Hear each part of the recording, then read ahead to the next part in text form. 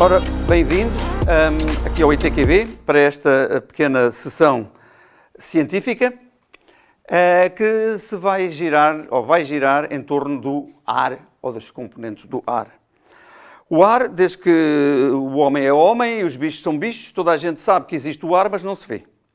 Mas manifesta-se porque os cabelos despenteiam-se quando está vento e manifesta-se porque as folhas caem, depois são empurradas pelo vento, tudo isso.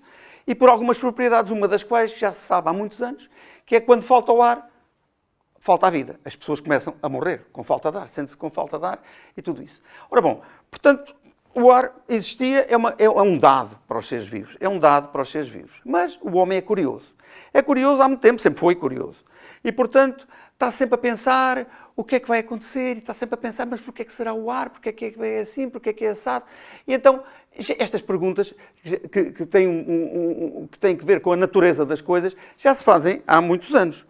E relativamente ao ar, provavelmente a primeira grande pergunta que foi feita, já lá vão 2350 anos, mais ou menos, quando houve um senhor que em Alexandria fez uma experiência muito simples, que vocês até, na maior parte das pessoas, até já viram. Pegaram um bocado de água, eu vou pôr aqui um bocadinho de um corantezinho, só para se ver melhor a água. Mexe-se aqui, a aguinha fica verde. Sim senhora, para dar aqui uma certa cor. Eu agora ponho aqui uma vela, daquelas que há lá em casa para aquecer o chá, ou outra coisa qualquer. Acendo a vela.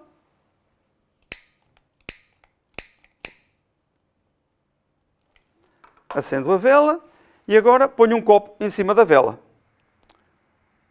Foi o que o senhor Filos de Bizâncio fez há 2350 anos. E deixou ficar lá a vela, e às tantas a vela apagou-se. E quando a vela se apagou, reparem que a água subiu lá para dentro. Olha lá, isto é curiosíssimo. Bom, naqueles tempos ele não fazia ideia nenhuma porque é que a água tinha subido. Mas inventou uma teoria enorme, que era o fogo que se escapava pelos poros do vidro e uma data de coisas, mas isto já foi há muitos anos, estou a dizer, 2350 anos, pouco mais ou menos, em Alexandria. O senhor era grego, mas trabalhava em Alexandria, porque já naquele tempo os cientistas gostavam de ir de país para país, digamos assim, para melhorar as suas experiências. Mas, para verem como é que a vida mudou, demorou 1700 anos até que alguém percebesse o que é que estava a acontecer. E a primeira pessoa que percebeu foi o Leonardo da Vinci, como é costume, não é? Que percebeu que a água subiu porque parte do ar foi consumida, pura e simplesmente. E, portanto, o resto do ar que estava cá fora fez pressão e meteu aquilo lá para dentro. Agora, porque é que só parte do ar é que foi consumida e o resto não? Isso não havia resposta, ok? Demorou mais de 100 anos até que um senhor, em Inglaterra, um químico, e naquele tempo os químicos faziam tudo um pouco, faziam farmácia, faziam biologia, faziam medicina, faziam tudo e mais alguma coisa. O químico fez uma experiência parecida com esta, simplesmente, em vez de pôr lá uma vela, sabem o que é que ele pôs? Pôs um ratinho. Pegou num rato, meteu lá o rato, tumba, tapou o rato com o copo e ficou à espera. Ora bom, ele já sabia mais ou menos o que é que ia acontecer. O rato, às páginas tantas, morreu. O que ele não sabia era que, quando o rato morreu, a água subiu no copo tal e qual como aqui. Alto lá. Aquela parte do ar que se gastou é a parte que alimenta a vida, ok? É a parte que alimenta a vida, porque o rato morreu, certo? E, isto foi um salto enorme, digamos assim, no conhecimento do que é que eram as componentes do ar.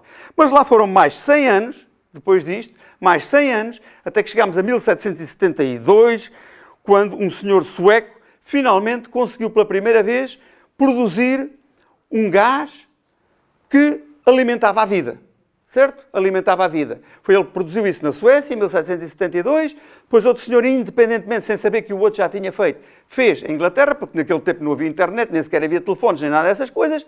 Portanto, em Inglaterra, outro senhor fez a mesma coisa, tal e qual, e até respirou, e viu que até ficou mais levezinho e com os pulmões mais abertos, quando respirou esse gás. E depois demorou mais 3 ou 4 anos, portanto as coisas já se começaram a acelerar, para que aparecesse um químico francês que demonstrou que o que estava a acontecer é que a respiração era exatamente um fenómeno de combustão. Ardia, tal e qual como a vela. Correspondia. Ou seja, a vida era um processo de combustão no qual aquela parte do ar era extremamente importante. Ok? E ele deu o nome a essa parte do ar que era importante. E o nome é oxigênio. E, portanto, nós podemos chamar hoje ao nosso conjunto de experiências a força do oxigênio. Vamos mostrar a força do oxigênio, nomeadamente do lado da química, e não tanto do lado da biologia. Também se pode fazer a mesma coisa do lado da biologia, mas vamos falar aqui do lado da química, em que a força do oxigênio é, digamos assim, a alma do fogo. Ok? E, portanto, para isso vamos fazer... Esse senhor foi chamado Lavoisier, que, além de ser o melhor químico dos seus tempos e ter feito descobertas absolutamente fantásticas, teve o azar de ser o Ministro das Finanças do rei Luís XVI. E, consequentemente, 4 anos depois de ter descoberto isto, cortaram-lhe o pescoço na guilhotina porque era ele que cobrava os impostos, ok? Portanto, há profissões que são mais perigosas do que químico, ok? Há profissões que são mais perigosas. Mas pronto, vamos então às nossas primeiras experiências e vamos mostrar a capacidade brutal que o oxigênio tem de melhorar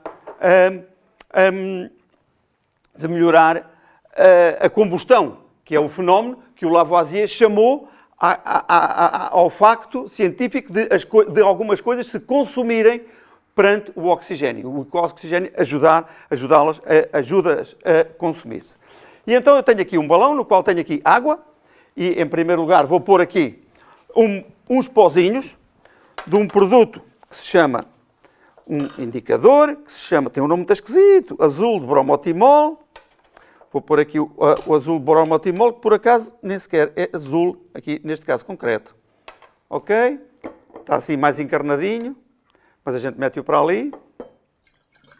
E isto começa a ficar azulado, penso eu. Devia ficar, a não ser que ele esteja estragado, mas penso que não.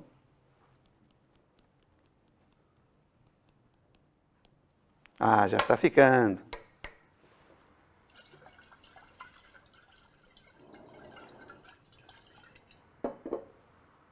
Já está ficando mais azulinho.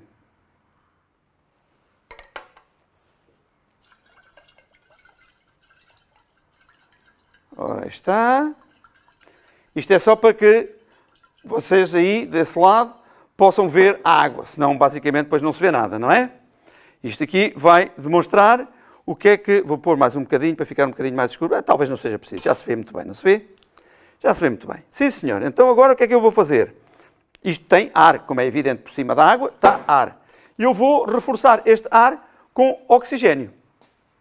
Tenho aqui um balão, que eu fui lá abaixo, encher com oxigênio. E agora ponho aqui a rolinha encostada, ponho este tubinho aqui para dentro e vou meter este oxigênio lá para dentro. Portanto, o oxigênio está a sair do balão, está aí para dentro do nosso frasco e está a tirar o ar que lá estava, como é evidente.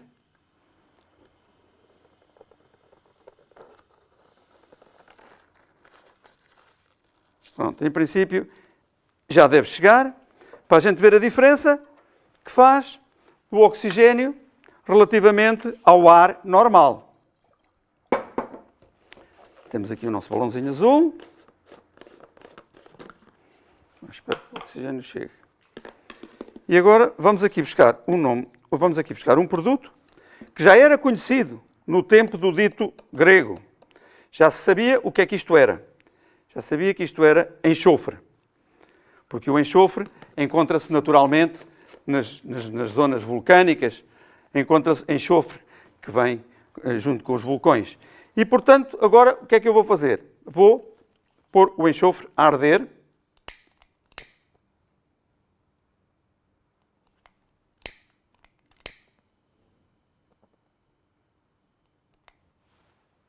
E o enxofre custa-lhe a arder, fica com uma chama muito baixinha. Mal se vê. Acho que ele está a arder. E agora vou pô-lo aqui dentro. Estão a ver? A chama, que mal se via cá fora, aumentou à grande. Estão a ver? Portanto, isto significa que uma maior quantidade de oxigênio na atmosfera aumenta fortemente a capacidade da combustão. Portanto, é a força do oxigênio a trabalhar aqui como deve ser e a ajudar a queimar o enxofre. Ok? E agora, o que é que eu vou fazer? Posso parar esta brincadeira, posso parar isto, posso tirar isto cá para fora,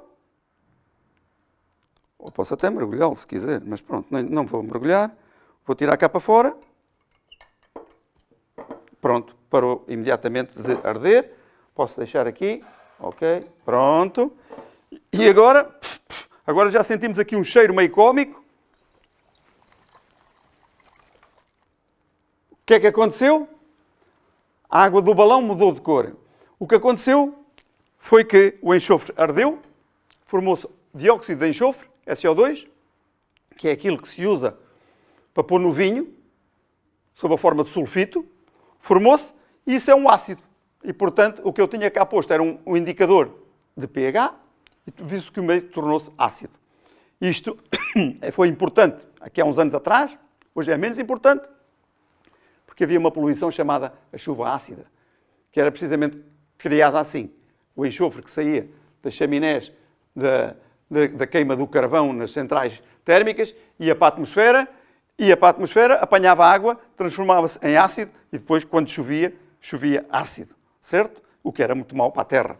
Portanto, aqui viram já um primeiro exemplo da força do enxofre. Vamos passar ao outro exemplo a seguir, porque isto aqui, neste caso, queimou o enxofre, mas pode queimar coisas muito mais resistentes do que o enxofre, como, por exemplo, metais. Eu tenho aqui este metal, que se chama magnésio, que é um metal muito engraçado. E aqui um bocado de magnésio. Eu agora posso pegar aqui no magnésio. Espera lá. Vamos é ter que... O magnésio é um metal e, portanto, temos que arranjar alguma maneira de convencer o oxigênio a atacá-lo. Porque...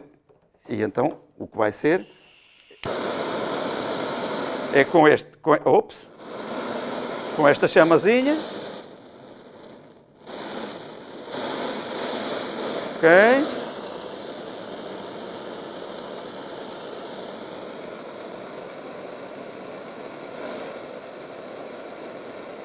Olha o magnésio a arder. Isto era como antigamente se faziam os flashes. As máquinas fotográficas de flash antigas, nos anos 20, era assim que funcionavam. Estão a ver?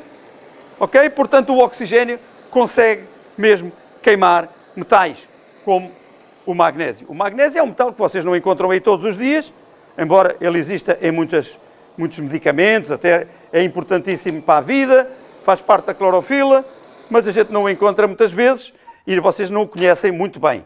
É este material, tem a cor do metal qualquer, tem a cor do aço. Aqui está um bocadinho sujo porque está ligeiramente oxidado por ação do ar lenta. Mas há outros metais que a gente conhece melhor, como por exemplo o aço.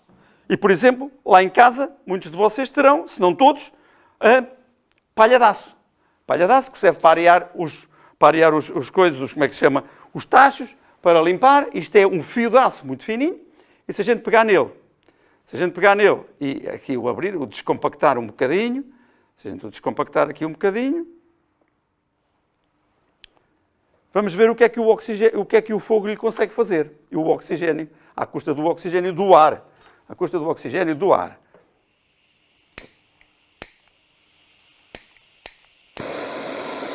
Ok? Vamos a ver se isto consegue queimar o aço. Ó. Limpinho.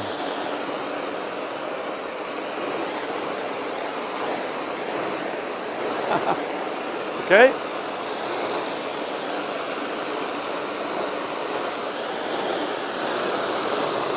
Não há dúvidas nenhumas que o oxigênio tem muita força. O oxigênio não só tem força para queimar o aço, como para fazer arder o gás que está aqui dentro a esta temperatura bastante elevada. Ok? Portanto, o nosso aço queimado volta ali para dentro do nosso frasquinho, que serve aqui para colher os resíduos. E, portanto, já lá temos estas duas demonstrações. E como vocês também já sabem, o fogo normalmente não gosta de água.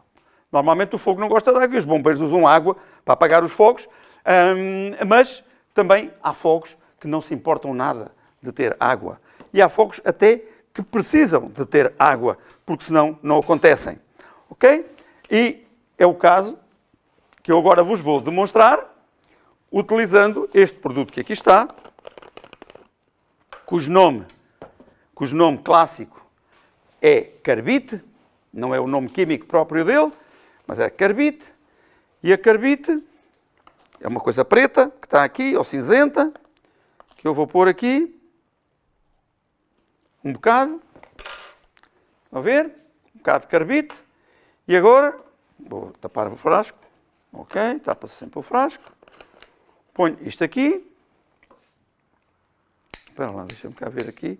E eu estou a pôr aqui a chama em cima do gelo. Esta coisa tem gelo. Oh, ops, entornou um bocadinho já. Já está uma parte aqui fundida. Isto é gelo, está bem bonito.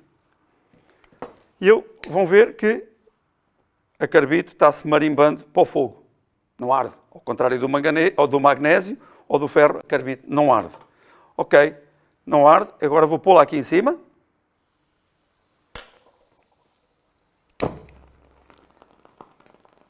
Ora, aqui está um fogo que não arde se não houver água. Ok? Portanto, isto que estão aqui a ver era a maneira como os mineiros, há umas décadas atrás, viam nas minas, que era uma chama produzida com este mesmo produto, no qual ia caindo pinguinhas de água e depois liberta-se um composto chamado acetileno e esse acetileno é inflamável e dá esta bela chama amarela e era assim que eles viam dentro das minas. Isto mais ou menos no início do século XX e ainda até uns largos anos dentro do século XX. Ok? E os mineiros chamavam este produto carbite e este cheiro que vocês sentem no ar é o cheiro do acetileno, que hoje em dia é utilizado pelos soldadores que fazem aquelas chamas com oxigênio e acetileno. Ok? Portanto, só que aqui o acetileno é produzido à medida que a gente vai queimando, fazendo reagir a carbite com água.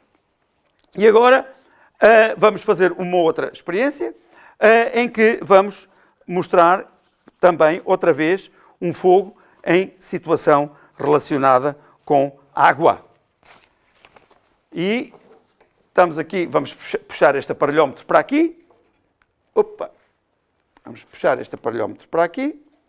Está assim. Ora bom, agora, o que é que falta? Vou pôr aqui em cima um bocadinho de água com sabão.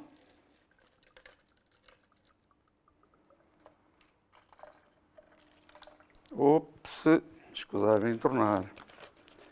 Um bocadinho de água com sabão. E agora vou abrir esta torneira. E o que é que vai acontecer? O que estiver aqui dentro vai começar a passar aqui.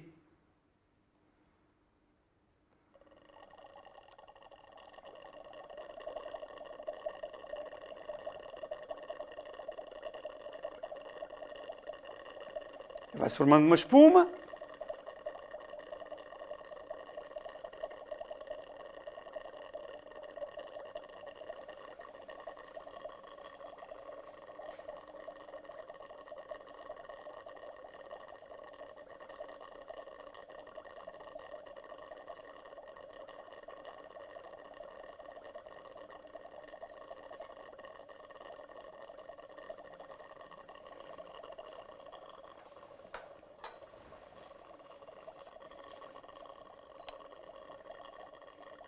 A espuma agora começa a sair do copo.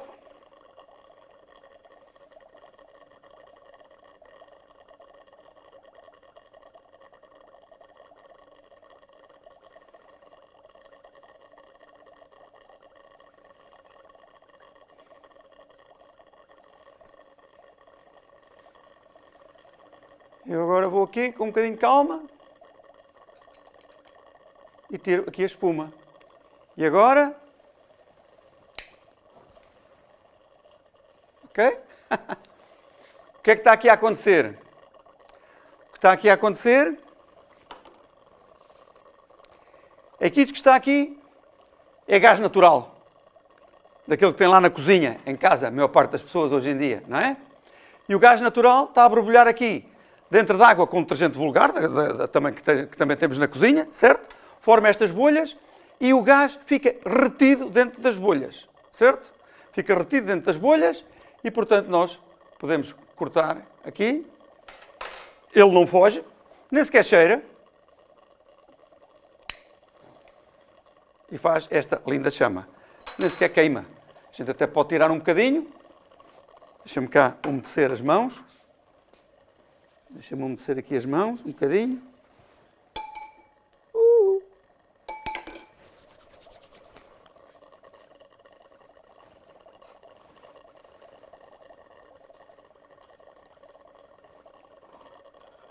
Aqui eu pus a coisa.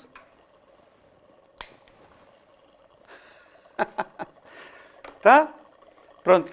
É outra vez uma interação entre uma substância que gosta muito de oxigênio, que é o metano, e o hidrogênio, que também existe algum no gás natural, e a sua capacidade de retenção pela água e, neste caso, mediada pelo sabão. Na realidade, o metano que está no fundo do mar está dentro de estruturas de água, tal e qual como estas, na realidade. E se virem onde é que estão os poços de metano no fundo do mar, é branco, porque aquilo é gelo que está completamente cheio de metano. E que na Sibéria também é assim, e no norte do Canadá, que é o chamado permafrost, que é gelo que está completamente cheio de metano, tal e qual como esta espuma está cheia de metano, certo? E à medida que se vai libertando com o aquecimento do clima, vamos ter um problema, porque vamos ficar com a atmosfera cheia de metano, que ainda é pior que o dióxido de carbono. E, portanto, vamos terminar esta nossa experiência com este lindo fogacho. Ok? E pronto. Está demonstrada mais uma vez, chamemos assim, a propriedade de oxigênio, de ser a força da química. Ok? Portanto, eu vou despejar isto porque não tenho onde pendurar. Vou despejar isto para aqui. Ok? Vou pôr isto aqui. Certo? Cheira muito a gás? Não. O gás foi ficando todo dentro das bolhas. É inacreditável, não é? Ficou dentro das bolhas. Pronto. Agora, vimos sempre o oxigênio do ar a trabalhar. Ou o oxigênio que eu tinha posto no balão. Portanto, o gás a trabalhar. Mas a força do oxigênio não está só na sua molécula no estado gasoso, na sua molécula natural, que tem a fórmula O2. São 2 átomos de oxigênio. Tudo é feito de átomos. Isto é uma coisa que os gregos, já no tempo daquele senhor, tinham posto esta hipótese, certo? Que só foi demonstrada já, tipicamente, no século XX, praticamente. Ok? E está aqui um exemplo de como é que as moléculas são feitas. Isto que está aqui é a estrutura molecular de penicilina, certo? Tem aqui um enxofre, tem aqui um azoto, tem aqui outro azoto, os pretos são carbonos, os vermelhos são oxigénios, certo? E os branquinhos são hidrogênio. Ok?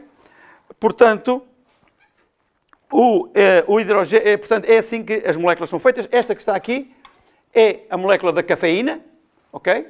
É a molécula da cafeína. Esta não tem enxofre, tem só 2 oxigénios e tem 1, 2, 3, 4 azotos. Estão a ver? É uma molécula que é parecida com as moléculas que formam o RNA, que hoje em dia tanto se ouve falar por causa do Covid, as vacinas de RNA, são feitas a partir de moléculas com uma estrutura muito semelhante àquela, parecida com aquela. E vamos passar então a outra, portanto, estava eu dizendo que há outras maneiras de utilizar a força do oxigênio. E isso faz-se com outras moléculas que contêm na sua estrutura grandes quantidades de oxigênio, certo? E essas moléculas têm, então, uma capacidade fantástica para fazer reações altamente energéticas. Eu vou começar por vos mostrar uma dessas moléculas, que é o permanganato de potássio. Se virem, está aqui, é esta substância que assim parece preta, mas na realidade não é preta, na realidade é uma substância cristalina, estão a ver? São cristalzinhos, todos a brilhar com a luz. São cristalzinhos que eu vou moer. E são roxos, roxos, roxos até não poder mais. Isto é o almofariz que vocês estão a ver aqui. É uma coisa que se usa na cozinha para fazer alguns molhos e algumas misturas com alhos e com isto e com aquilo. E que era uma das peças fundamentais dos alquimistas do tempo daquele senhor lá da Grécia, o Filo, e das farmácias. As farmácias, tanto que o símbolo das farmácias ainda põe um almofariz. Okay? O farmacêutico a fazer medicamentos à mão, como se fazia naquele tempo, os medicamentos não vinham em caixinhas, era com almofariz. Ok? Que é uma palavra árabe. Bem, e agora, onde é que eu já pus o copo? Que eu tinha aqui? Está aqui. E agora eu vou usar este funil e vou despejar o pozinho do permanganato cá para dentro e estou a pôr o funil que é para tentar fazer lá embaixo um montinho. E agora temos aqui o nosso permanganato que está cheio de oxigênio. E, consequentemente, o que é que nós esperamos dele? Que tenha muita força. Tenha muita força química. E vamos ver a sua força em cima do quê? Isto que está aqui é um supositório de glicerina. É um supositório de glicerina, ok? Comprado ali na farmácia. Já não tem cá o rótulo, tem cá em cima. Está aqui o supositório de glicerina e a gente vai pôr um bocadinho aqui em cima do nosso permanganato. Falta-me uma coisa. Fazer aqui um buraquinho ao meio.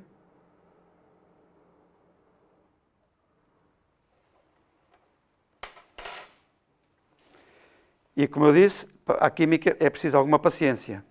E já começa a acontecer qualquer coisa. Viram? Ou seja, o permanganato, só em contacto, sem chama nenhuma, pegou fogo e queimou a glicerina toda.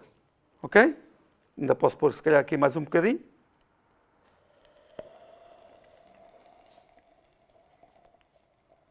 Agora foi mais depressa porque já está quente. Mas, portanto, é a força do oxigênio.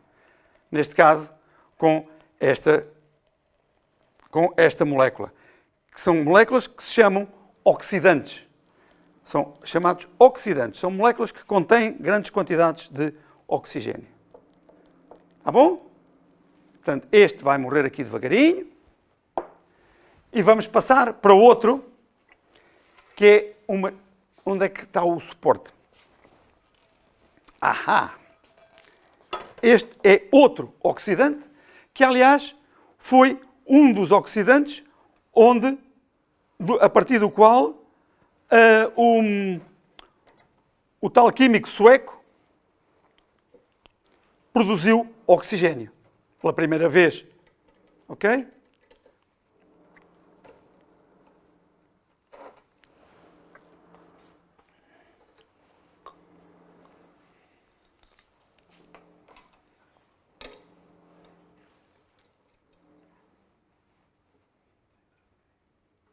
Ok? Ora bom, temos aqui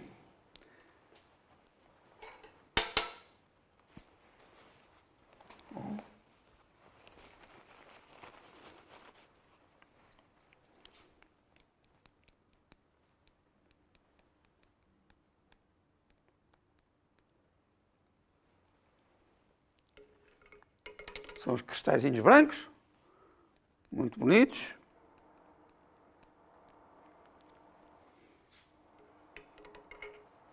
Já chega. Uns cristalzinhos brancos, muito bonitos, de um composto que tem cloro, oxigênio e potássio. E agora, isto. Vamos fazer uma coisa. Temos aqui uns ursinhos, gomas, daquelas que os meninos todos gostam, certo? Podemos escolher aqui uma gominha. Pode ser esta encarnada. Pronto, fica aqui à espera.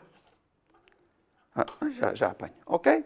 E então agora o que é que eu vou fazer? O que eu vou fazer é fundir, ou seja, derreter este.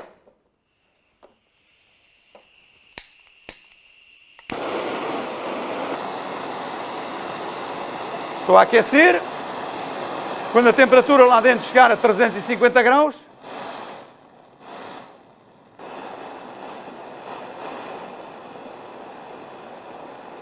estão a ver que já se está a transformar em líquido.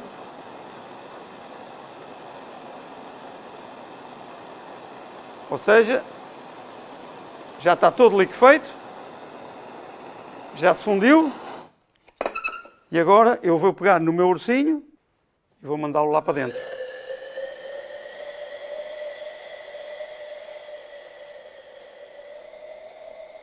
Pobre do urso. Portanto, o clorato fundiu a uma temperatura muito elevada. Quando tomou contacto com o açúcar da goma e os produtos todos da goma, que são produtos naturais, e todos eles prontos para arder, conseguiu, sem mais nada, que eles se auto-inflamassem rapidamente perante o oxigênio àquela temperatura. Uma quantidade doida de energia, como viram, um disparate de calor que foi deitado aqui e agora eventualmente cheirará a caramelo, porque é parte do açúcar todo queimado com este calor. Ora bom, pois então a questão agora de onde é que vem o oxigênio? De onde é que vem o oxigênio? Ora, provavelmente toda a gente já sabe que o oxigênio vem das plantas. O oxigênio vem das plantas através da fotossíntese, que transformam o dióxido de carbono, que é o produto que se forma quando o carvão arde, e transforma de volta em oxigênio, à custa da energia da luz solar. Mas há outras maneiras de produzir oxigênio e na indústria e para muitas finalidades tem que se usar outras maneiras porque são mais práticas do que propriamente estar a apanhar o oxigênio do ar. Embora essa seja a maior fonte de oxigênio que nós tenhamos, há outras maneiras que são muito úteis para produzir oxigênio para diversas finalidades. E uma das maneiras é ir buscar o oxigênio à fonte que nós temos mais abundante. E qual é a fonte mais abundante de oxigênio que nós temos aqui, perto, à mão? É a água. Na realidade, há mais oxigênio na Terra do que na água, certo? Mas é muito mais difícil tirá-lo da Terra, porque está em moléculas muito complicadas que formam as rochas, que formam os minerais, e não é fácil tirá-lo de lá. Mas da água, ele está apenas fazendo um composto. A água é um composto do oxigênio com o seu grande amigo, o hidrogênio. E, portanto, a água é uma molécula que tem um átomo de oxigênio e 2 átomos de hidrogênio. É uma coisinha assim, ok? Uma coisinha assim. E tem as propriedades fantásticas que nos permitem viver aqui neste planeta a esta temperatura e nestas condições atmosféricas. Portanto, se nós conseguirmos, por algum processo, destruir a molécula de água, vamos ser capazes de separar o hidrogênio do oxigênio. E, portanto, por este processo, produzimos 2 gases extremamente importantes. O oxigênio, que já vimos que é preciso para imensas transformações químicas, e o hidrogênio, que já toda a gente agora está atenta, o hidrogênio, que vai ser a energia do futuro. A energia do futuro porquê?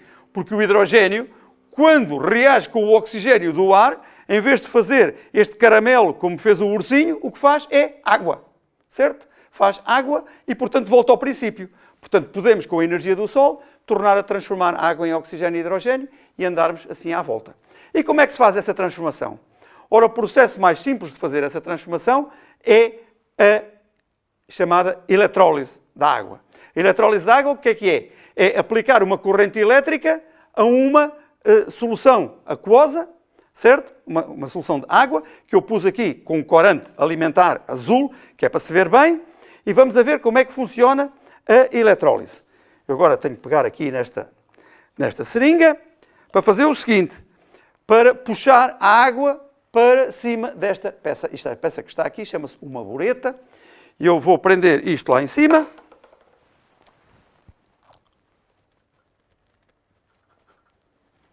Vou prender isto cá em cima. E agora começa a puxar a seringa e a água começa a subir na bureta. Certo? Chega ali acima, quero parar a colar. Ops! Onde é que eu quero parar? Vou parar um bocadinho mais acima.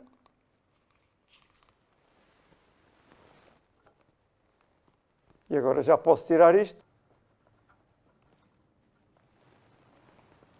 Atenção, está a fugir. E agora vou fazer o mesmo deste lado. E agora vamos puxar a água lá para cima.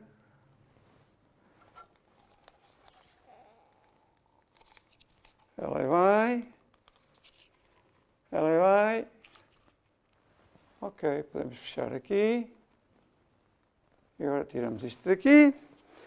E agora vamos acertar a água dos dois lados, ao mesmo nível, aqui. Vamos lá ver se eu consigo. Já está.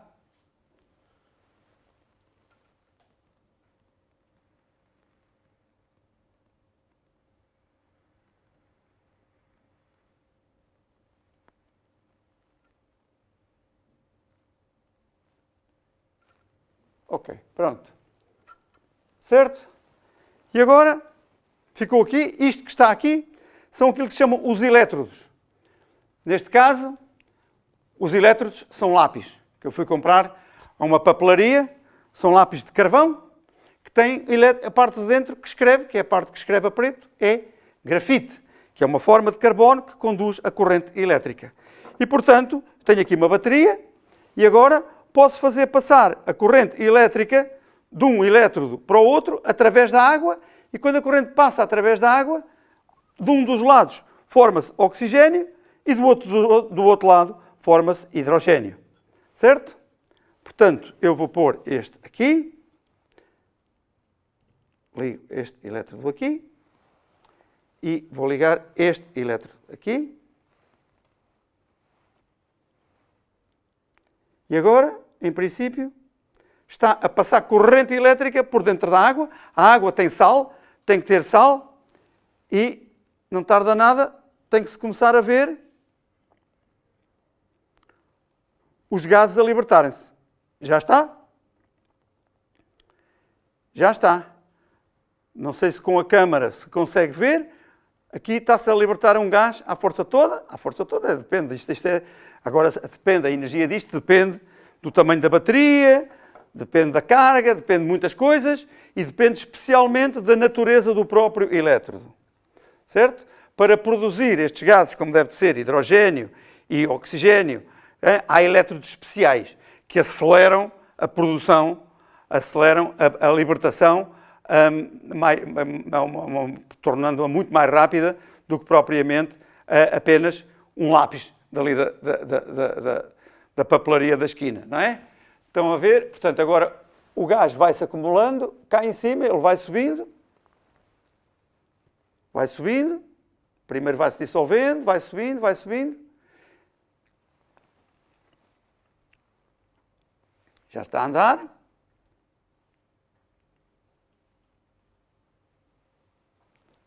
Isto demora o seu bocadinho até a gente ver, não é? Mas já está a chegar lá gás em cima, estão a ver? E agora, o que é que vai acontecer quando o gás lá chega em cima? Primeiro vai encher este espaço todo, que este espaço não tinha nada, era vácuo. Vai encher isto tudo e depois vai começar a descer. Vai começar a descer. Vai começar a descer e a empurrar a água para baixo. Estão a ver? Este aqui já se está a mexer. Este aqui já se está a mexer. Já está a descer, vê-se bem. E este, como eu disse, a água tem um átomo de oxigênio com 2 de hidrogênio. Portanto, a quantidade de hidrogênio que se vai formar é o dobro da quantidade de oxigênio, certo? Portanto, onde ele andar mais depressa, a gente já sabe qual é o oxigênio e qual é o hidrogênio. Portanto, este já se está a mexer, é o hidrogênio, certo? Este que está aí muito mais devagarinho, às vezes quase que nem se vê, porque o oxigênio também se dissolve muito dentro da água, o hidrogênio dissolve-se muito pouco, porque como é muito levezinho, foge por todo o lado, certo? E, portanto, este vai demorar muito mais tempo.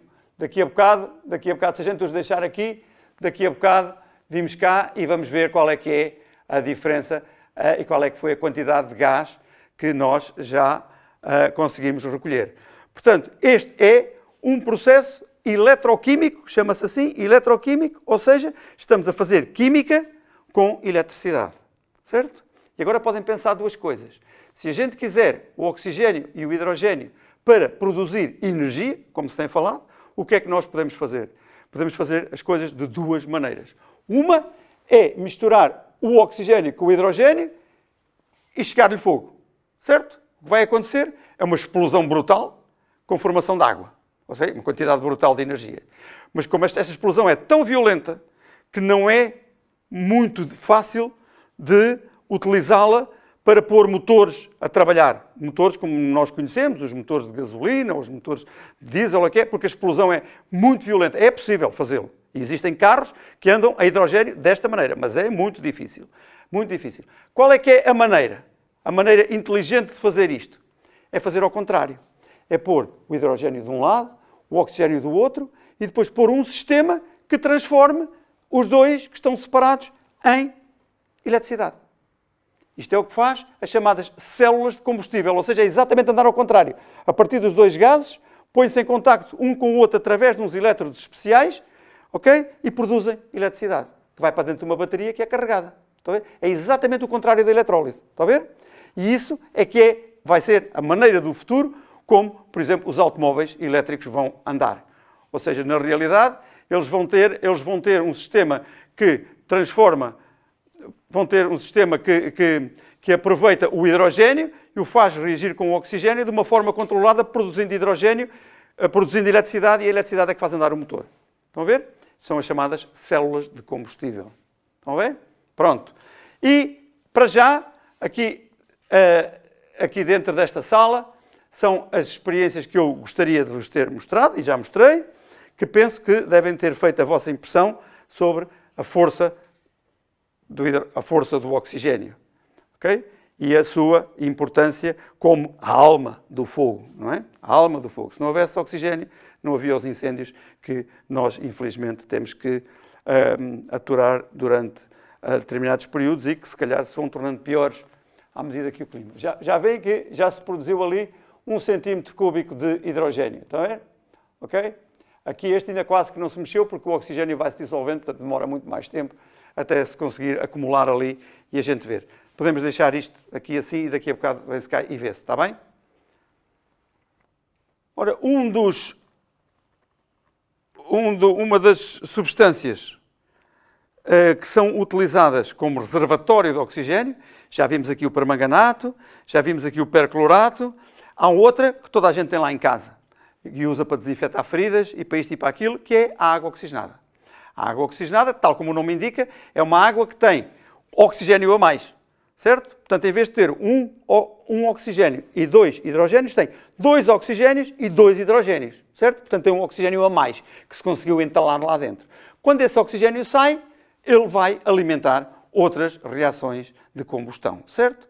Só que esse oxigênio vai saindo, normalmente sai devagar. E quando sai, tem uma reatividade muito grande. E o que eu vos vou mostrar, só que isso é um processo que é normalmente lento. Mas já sabem que quando a água oxigenada lá está em casa há muito tempo, vão pôr e já não faz nada, ok? Porquê? Porque lentamente, com o tempo, ele vai se decompondo e vai libertando oxigênio. Agora, se ele se decompuser rapidamente e libertar o oxigênio muito rapidamente, ok? Aí as consequências da água oxigenada, em termos de oxidação, serão completamente diferentes. Ora bom, quando nós em química falamos de um processo, de acelerar um processo qualquer, falamos de uma palavra que com certeza já devem ter ouvido falar, toda a gente já ouviu falar, que é o uso de um catalisador, certo? Um catalisador é uma substância que não reage, mas faz as outras reagirem, ok? Portanto, tem esta propriedade fantástica e, portanto, cada reação, normalmente, cada reação química tem um catalisador, ou pode ter mais do que um catalisador específico, certo? E, portanto, o que eu vou fazer é colocar neste balão uma certa quantidade de água oxigenada, depois vou pôr uns corantes, vou pôr umas coisas para que se veja tudo o que se passa melhor, e depois vou-lhe adicionar um catalisador.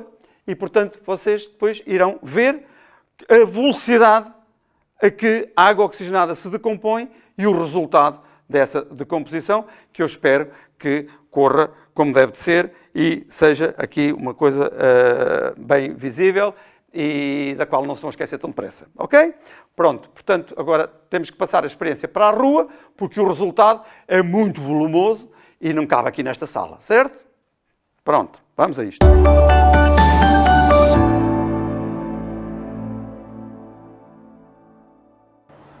Ora,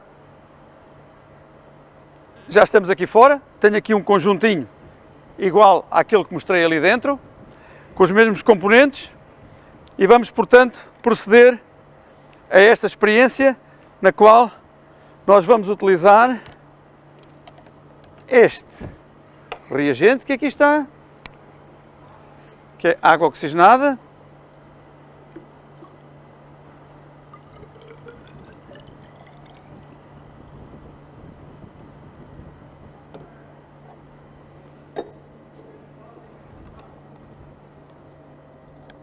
Ok? Aí. Vamos para aqui para dentro.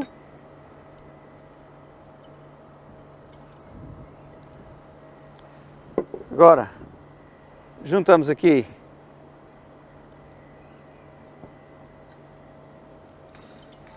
um bocadinho deste produto, que também toda a gente tem lá em casa. Uma pinguinha de corante verde, podia ser de outra cor qualquer, mas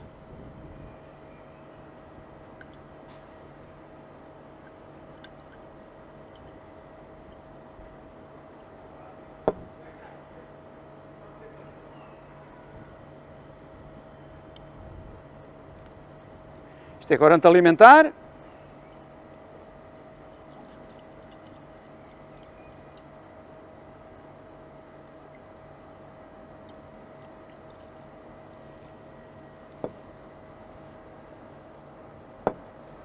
Está? E agora temos aqui a mistura mágica do nosso catalisador. O catalisador, que é que vai pôr isto tudo a mexer rapidamente, como é função de um verdadeiro catalisador.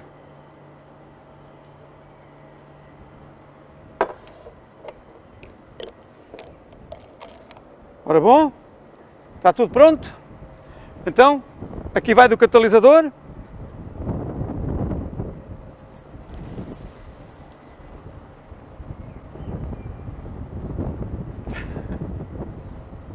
Hã? O que é que aconteceu aqui? O que aconteceu aqui foi que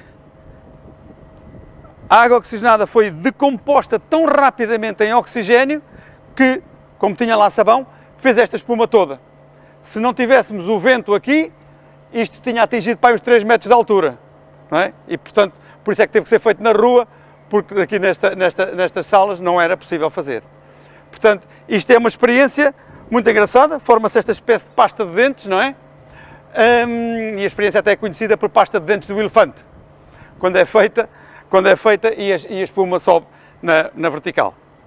Estão a ver? Portanto, este é um papel importante de um catalisador, que neste caso é uma solução muito simples de iodeto de potássio. E pronto, temos esta experiência terminada e vamos passar então à última demonstração, que é uma demonstração que no fundo vos vai pôr perante um fenómeno que é aquele que se passa dentro dos motores dos automóveis desde que eles foram inventados, os motores a gasolina, nomeadamente, que são chamados motores de explosão. Portanto, o que nós vamos fazer é uma espécie de foguetão que vai trabalhar tal e qual como trabalha um cilindro do motor de explosão. Ok? Para isso temos que passar ao outro lado, vamos ter feito isto aqui na rua e vou já preparar as coisas. Ok?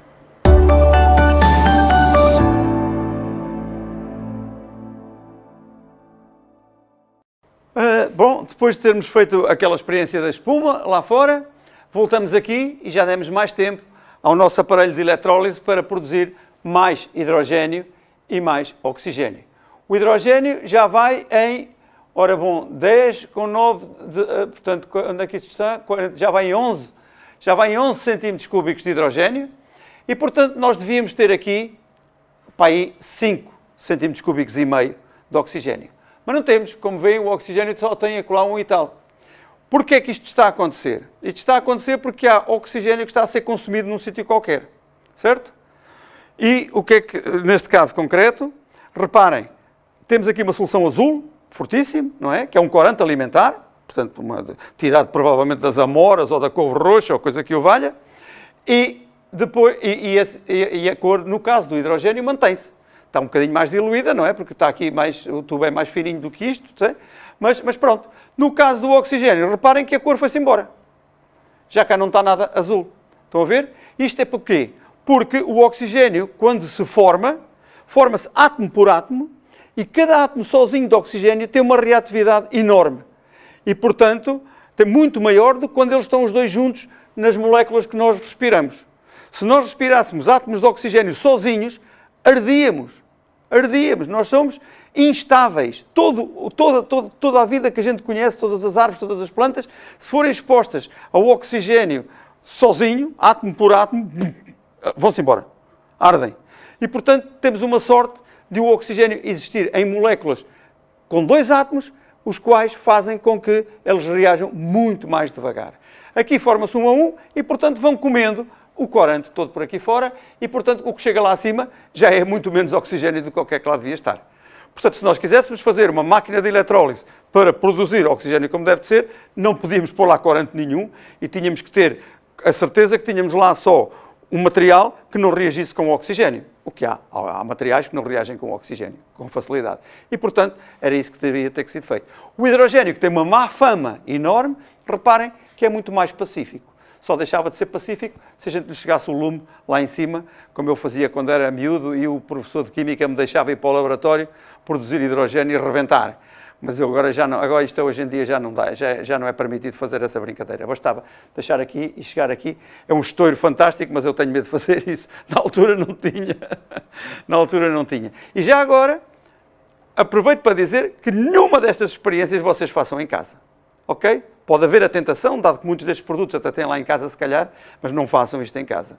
Porque isto tem que ser tudo feito em condições e em quantidades que foram previamente estudadas e se a gente erra nas misturas e não sei o quê, pode haver azar. Está bem?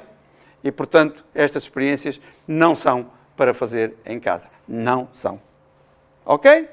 Pronto. E vamos então passar à nossa última experiência, que, como eu já tinha falado, é uma experiência que tem a ver com a grande parte da civilização do século XX, que é basicamente a do motor de explosão.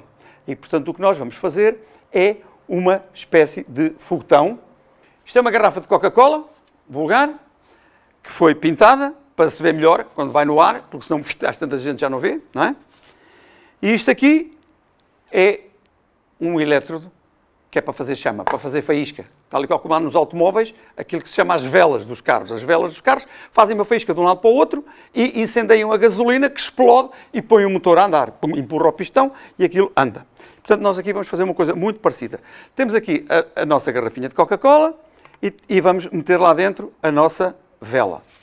Mas, ora, o automóvel anda com gasolina. Portanto, precisamos de meter lá a gasolina, certo? E o automóvel agradecia que a gente tivesse uma concentração de oxigênio maior. Porque se tivéssemos uma concentração de oxigênio maior, o que acontece é que, como vimos no caso da nossa primeira experiência com o enxofre, a reação é muito mais forte. É muito mais forte. Isso nos automóveis é conseguido por causa da compressão. É conseguido com a compressão, consegue-se meter uma quantidade muito maior de oxigênio num volume muito pequeno e, portanto, a mistura torna-se muito mais rica em oxigênio por centímetro cúbico à custa da compressão. Ora, nós não vamos comprimir aqui a nossa garrafa de coisa, portanto, o que é que nós vamos ter que fazer?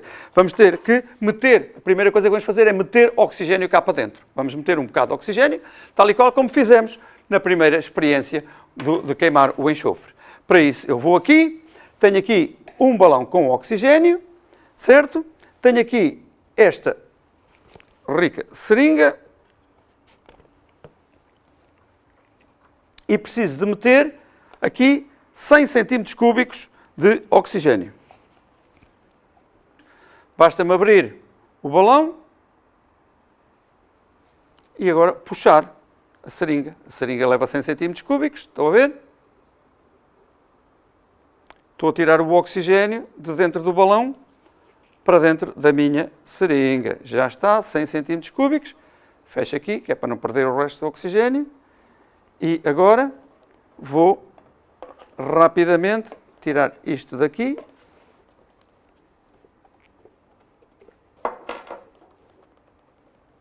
Meter esta pontinha.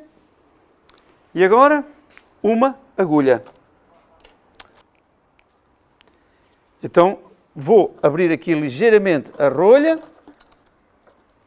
Meto isto cá para dentro. Fecho.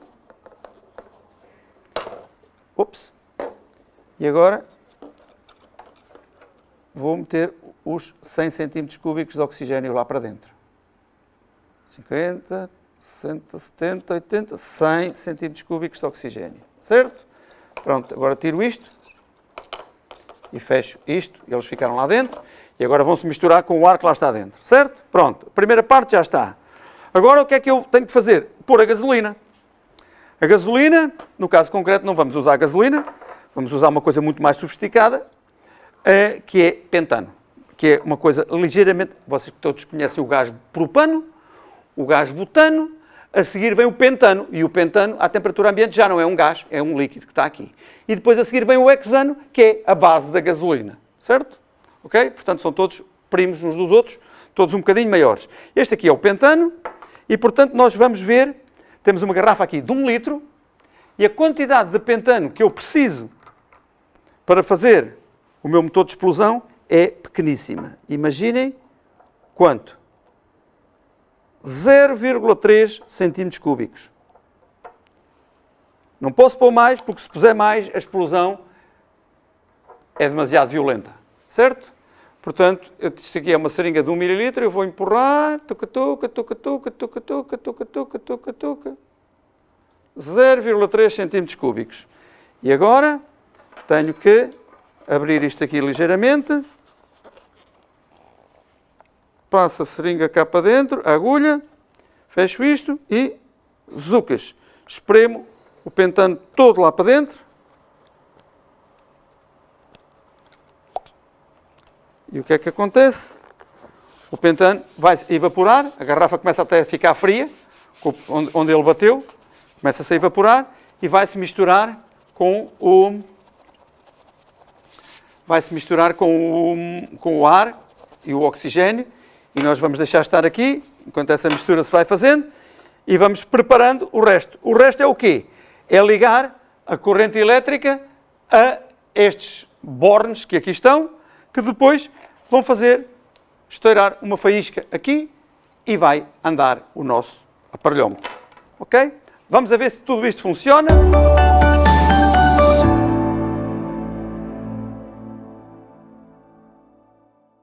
Portanto, neste momento já vimos como é que se prepara o nosso cilindro, que aqui é um foguetão, vai ser um foguetão.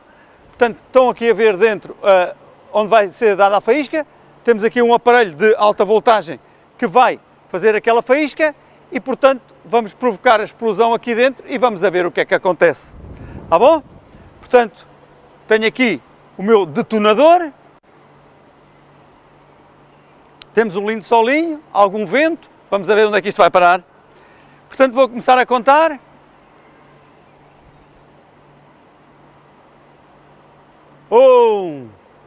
Não, os foguetões não se contam assim. Os foguetões é ao contrário.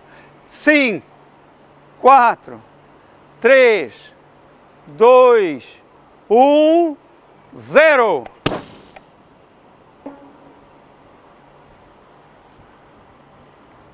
Já está. Não foi muito alto, mas viram a chama, a explosão, deve lá estar. Vê-se bem, ok? Não foi muito alto, às vezes vai muito mais alto. E, portanto, se calhar, para ir mais alto, precisamos de o ajudar a subir. Ou seja, utilizar este sistema. Vamos então. Já temos isto tudo ligado. Vamos a ver se funciona. 5, 4, 3, 2, 1, fogo! Ora, nem mais! Pronto, acabámos de ver então qual é o princípio básico do motor de explosão, que funciona, portanto, com a força do oxigênio, que é a alma do fogo, e neste caso, como está comprimido num espaço fechado, transforma-se numa explosão. E com isto, pronto, espero que tenham gostado destas experiências, tenham ficado elucidados. Torno a dizer que não as façam em casa e despeço-me aqui e agora passamos à fase seguinte do nosso programa. Foi um gosto, até qualquer dia no ITQB.